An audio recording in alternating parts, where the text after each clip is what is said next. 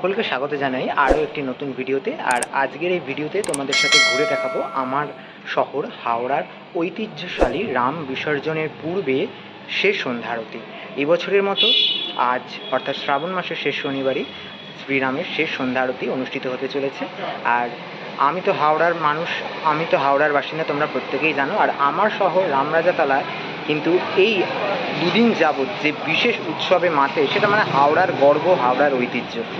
আর সেই উৎসবেরই সকল বিশেষ মুহূর্ত আজকের এই ভিডিওতে রাখলাম। যদিও আরতি শেষ হতে হতে তো রাত্রির হয়ে যায়, তাই ভিডিওটা তোমরা পরের দিন দেখতে পাবে, অর্থাৎ শ্রাবণ মাসের শেষ রবিবার যেদিন বিসর্জনের দিন, সেই দিন সকালবেলা আমি ভিডিওটা আপলোড করছি, সেই হিসেবে তোমরা দেখতে পাচ্ছ। জনসমাগম আর বিদায়ের সুরে গোটা রাম মন্দির একেবারে গম গম করছে।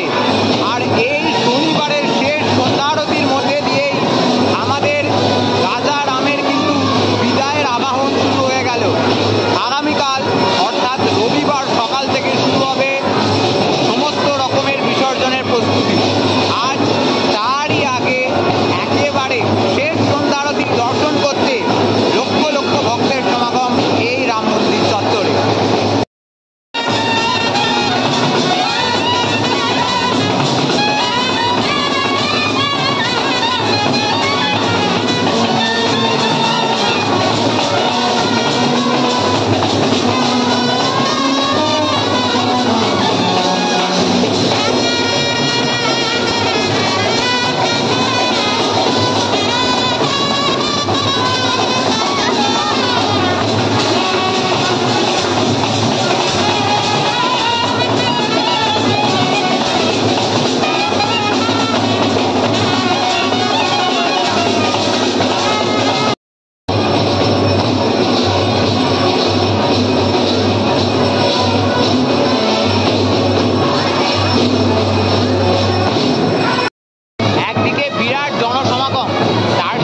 আরেকদিকে কিন্তু চলছে আমাদের রাজা রামের যে রাজবেশ, সেই রাজবেশ শৃঙ্গারের কাজ। মা সীতাকে এখন দেখতে পাচ্ছ যে রাজবেশে সাজানোর যে প্রস্তুতি, সেই প্রস্তুতি চলছে। মায়ের অলংকার, যেহেতু আগামীকাল বিসর্জন, সেই অলংকার ছড়িয়ে ফেলে ফুলের বেশভূষায় সাজানো হবে রাম এবং সীতাকে।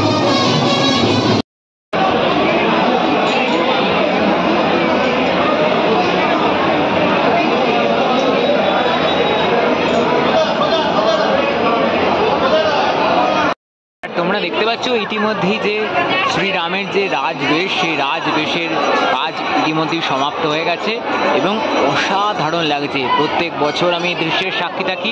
গত বছর আমি তোমাদের দেখিয়েছিলাম, এবছরও তার অন্যতা নয়। রামকে কিন্তু একেবারে ফুল দিয়ে, তার সাথে মা সীতাকেও একেবারে ফুল দিয়ে সাজিয়ে তোলা হয়েছে। অসাধারণ দৃশ্যের সাক্ষী। কিছুক্ষণ পরেই শুরু হবে আরতি, সেই দৃশ্যের দর্শনও তোমরা করতে পারবে।